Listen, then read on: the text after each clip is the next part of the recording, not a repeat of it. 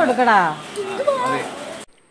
ഇത് കല്യാണം കഴിഞ്ഞിട്ട് ചെക്കനെയും പെണ്ണിനെയും ഇരുത്തി ചെയ്യുന്ന ഒരു ചടങ്ങാണ്.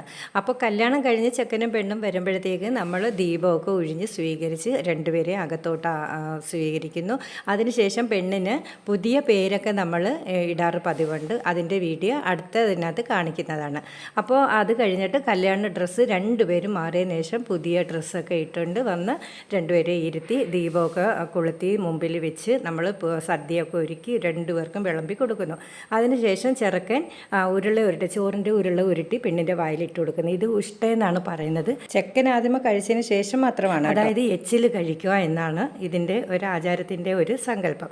അപ്പോൾ ആ എച്ചിൽ കഴിച്ചതിന് ശേഷം ചെക്കൻ കഴുകിയിട്ട് സ്വർണ്ണ മോതിരം പെണ്ണിന് ഇട്ട് കൊടുക്കുന്നു. ഇത് ഒഴിച്ചുകൂടാൻ വയ്യാത്ത ഒരു ചടങ്ങാണ്. ഇത് സാധാരണ കല്യാണ ഹാളിലും വെച്ച് സദ്യ ഉണ്ണുമ്പോൾ ചെയ്യാറ് പതിവുണ്ട്. ഇത് ഞങ്ങൾ വീട്ടിൽ വെച്ചാണ് ഈ